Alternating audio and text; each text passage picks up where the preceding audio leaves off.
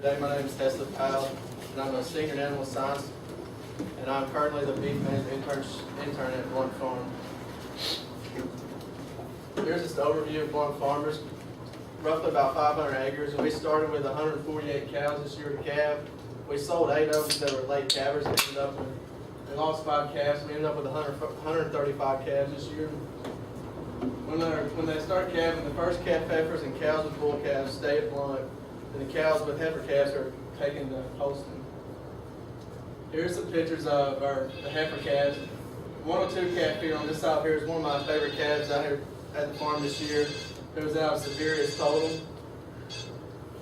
Here's a picture of us feeding the cattle in the mornings. They're fed on Monday, Wednesday, and Friday. And they're fed corn silage and alfalfa to help with the protein, and fed free choice hay during the winter.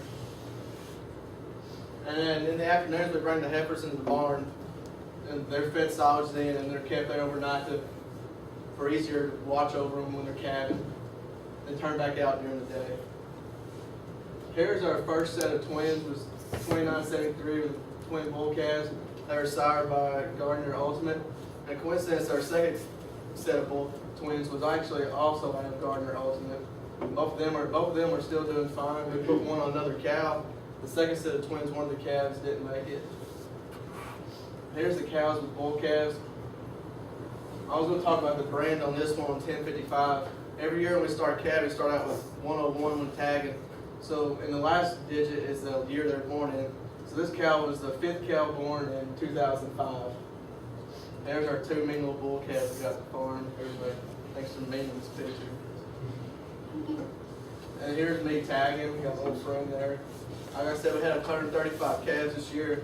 When we start tagging, we get 2 cc's of bow seed, a tattoo in both ears, tag in the left ear, and we weigh them and get iodine on their navel. And if we castrate them, we'll also put iodine on that. Here's a neat thing that I got to witness this so far. This was the genetic defects. Brandon told me about how hydro and curly calf had affected the herd in the past. How he's had to cull some cows that had the carriers for the genetic defect. And this year was fawn calf. Here's our first fawn calf that was born this year. Which looks like a young fawn. Her back legs are messed up and she's humped up in the back. We had our second one, which I helped pull, but it didn't make it. And here's another picture from behind of the fawn calf. I bagged this calf twice with just a force-fed colostrum with a tube, just to tilt around and make sure it lives, so we can see what it looks like in a few months if it straightens up. And this was a picture taken about a week ago. I guess she's about 2 months old now, and she's straightened out quite a bit and growing pretty good. And the show cow. This was the show at East Tennessee Angus Show and Sale in Harriman. This is the first time I've actually been able to help with the show and be part of it with showing cattle. This was me showing 2620, was sired by UT Mr. 1328. This is the first time I ever showed calf, and I actually won the class, so I did a pretty good job. First time with this. This is me showing UT Mr. 1780. He's sired by, I saw Mandan. He was the second high selling bull at the sale, and he was reserve champion bull. I thought I had Brandon beat on the champion bull, but it didn't happen that way. And this is me showing UT Mr. 1470s, sired by Gardner Symmetry. And this is UT Miss 1400, also sired by Mandan. She was the reserve champion at the heifer and the high selling heifer at the sale. This is Brandon with his favorite one, UT Mr. 1529. It's the grand champion bull and also supreme champion, also tied for the high selling bull at the sale. And this is me washing and blowing. Since we didn't have a student working out there this semester taking care of that, I got put into that spot, washing and cleaning them every so often. And this was a real fun thing to witness when all the bull buyers came in. There's always which bull to buy. You never know that someone with Cavendish bull, small frame bull, or a carcass bull, or they just pick out the tallest bull in the field and go home with it. So some of them look at the EPDs and some of them really don't care. Brandon talked about how when he's thinking about breeding, you have to think about have different varieties so you can be able to market all these bulls. Because if you had the same thing, you really couldn't market any of them. Not as many. We've got one bull left. We've done a pretty good job of selling bulls so far. and I got to go to the UT Junior Bull Test sale in Springfield, Springfield, I mean. I've been to up there before to look at bulls for judging practice, but this is the first time I got to actually watch the sale. We had 3 bulls put in there, but 2 of them were pulled out for one being a fawn calf carrier. The other one had a wart on his penis. This is the bull that sold. He was a Siberian total Cabanese bull. And just a picture of the sale ring down there with Jenny sitting down there. The vaccinating Brandon. I've done some of this before on my farm and stuff, but this is different for the freeze branding. It's the first time I've ever done this before. It was interesting. It's hard and it looked really. Hold them on there for about a minute each number. And then we vaccinated with our breeding vaccine was a Bova Shield FP5, DL5, I think. Then with a multi-min, try to help the conception. And then we did our EID tags. This is the breeding protocols that we did this year. The 7-day co-sync was cedar was used on the cows at Holston. We gave Sister Ellen and put a cedar in. Pulled the cedar out and gave a shot of Lutalize. They waited 60 to 66 hours and time bred and gave another shot of GnRH. Then on the 14-day cedar, which was used on the heifers, we put a cedar for 14 days and take it out and leave them alone for 16 days. And on day 30, gave a shot of Lutalize. Then time bred 66 hours later, gave another shot of Sister Ellen. On the heat deck was something that Brandon said he'd done new this year at Blount. We gave a shot of Lutalize, and then 12 days later gave another shot of Lutalize and heat detected and AI'd for a week. Then this is me breeding. This is me giving Sister Ellen to a cow, a heifer, then getting semen out of the tank. I learned some of this in Dr. Strick's 420 class about how to handle, like, get semen out of the tank and thaw and everything. This is the first time I actually put into a real life practice. And this is my first time, I guess, AIing on a cow in real life. I practiced, like I said, in Dr. Strick's class. I wasn't very successful on any of the heifers at Holston, but I actually did finally pass one of the cows at Holston last week. Then here's this. I put the paint on these cows for heat detecting and turned them out. These pictures are a little blurry, but this is heat detecting one morning. This was pretty cool because I've never really been around part of this either with the AI, so it was neat watching everything happen. We know if we catch them in the morning, we breed them in 12 hours later in the evening, and vice versa in the evening, breed them in the morning. We caught 3 in heat this morning, so we'll finish up breeding tonight.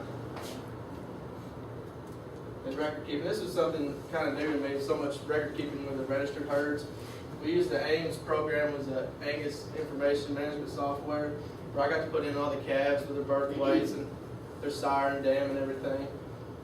And then when I first got there, Brandon already made out his list of all the cows that were going to calve, what they're bred to, when they're due, and what pasture bull they were with. Then when we started breeding, we had to make more lists about who we're going to breed to, where we're going to keep them, and what pasture bulls we're going to put them with. Then all the weaning and yearling data is like when bulls come off test and all the calves when we wean them. And we also have a whole other list full of just all the semen we have in the tank. Just another, besides putting on the computer, just another list to have to know what's going on. And every time we move cattle, we always have to make another list of where they're at. And the cost, this was something that really surprised me with the registered herd, because I've not dealt with it much, just the cost of everything to go along with it. The semen, which normally costs $20, $25, and you have an AI certificates, which costs $35 typically. Then test, if you do DNA testing or testing for genetic defects, is like $20, depends where you go. It also goes about $18. Then your BSC on your bulls is roughly $30, $40. Then your EID tag is like $3, and registration is like just to register calves $9, and to put any added information like you're on your weaning data is $3 per calf. So it's a lot of cost that adds up with the registered herd that I really wasn't familiar with. It's kind of surprised me a lot. You can have a lot of money in a calf before it ever really hits the ground. And the management decisions that something Brandon taught me a lot about, like you plan out a lot of decisions on the farm, like when to breed and cut hay and stuff like that. You have to be ready to those plans to change any minute because of the weather and anything that can happen. And also there's like a lot of on-the-spot decisions you have to make just right then and there. Like since we had some bulls or herd bulls that came back as farm camp carriers, a lot of potential calves were potential carriers.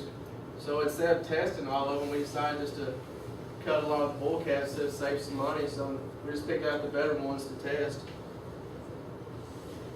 And the bulls on test, I got here towards the end of this, so I didn't experience a lot of this.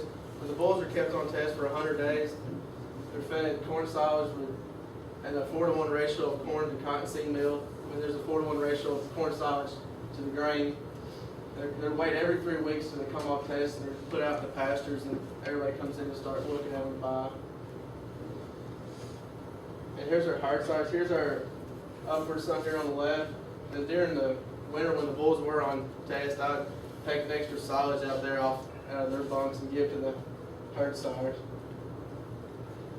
And here's me preg check, and I got to preg check like 7 cows. We took them to Sweetwater to make sure they were bred. I got them all right. Then planting, here's just the field 8, or called the green barn field. I got to help plant some of the gamma grass in the fescue lots for the research. That's the first time I planted that. I've done some back home. Then I planted some orchard grass and clover in another field. And here's just a picture of the heifers after coming full out with them. Here's just an updated picture of some calves. And this is just a picture of the stuff stored for this bulls.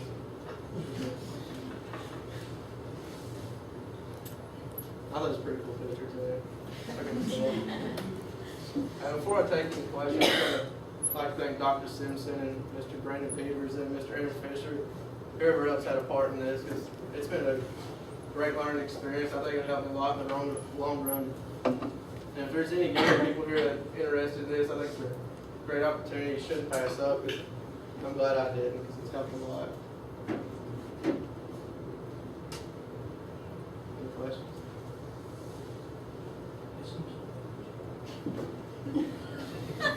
Somebody asked you something. What is your future goal? What are your plans? You said you were a senior. Yes, ma'am. I thought about going to grad school for nutrition or beef cattle management. So that's what I've always been interested in, is beef cattle, so it's just something I love to do. Should this help Oh, yeah, that's helped a lot. reinforce that interest? And Yes, ma'am. I have a completely ignorant question. So you said you showed a picture of the highest selling bull in the sale. So how much does a bull like that sell for? $4,700. First off, I think Simpson, there's you a good picture for your E-Trek journal or article or whatever. Second question, are you going to TA 420 next year or not? Did you decide? When the answer was? Yes, I do. All right, good. I put him under pressure. He said he made on-the-spot decisions. What were you least prepared for when this? What kind of caught you by surprise the most? Something I know you've had some experience with a good portion of this, but what was the one thing that kind of surprised you the most about kind of the day-to-day operations? I guess the record keeping. I mean, I keep some records on my cows, but not to this extent. I was surprised with all of it. I mean, just all the data you have to keep up with. There's a lot more than I ever expected. All the paperwork, we have paperwork everywhere in the truck. I never can find half of it. You said that your buyers are all kind of over the board. You know, you got a little taste of the marketing side of things. What's your recommendation? You said the guys want to come in and find that tall bull. You know that to be the wrong thing. You're on list criteria. I talked to you better than that. But what's your one recommendation that you can provide, learn from this experience for these purebred producers or even commercial producers in Tennessee? They might fit them if they're kind of struggling to make that decision. They'd always ask Brandon if what he liked better. He'd always go with the better. We're not going to sell him the bad bull. I mean, he just always showed him the better bull. And also, it always give them an opportunity to go out and look at their mothers out in the field and show what they're doing, how their calves are now, and what kind of we project them to do in the future. So I mean, just always told them the right thing to do. Just explain to them what the EPDs meant, how all that kind of stuff, how they did on the test. So they always listen. You always did listen? Yeah, I guess. I don't know what.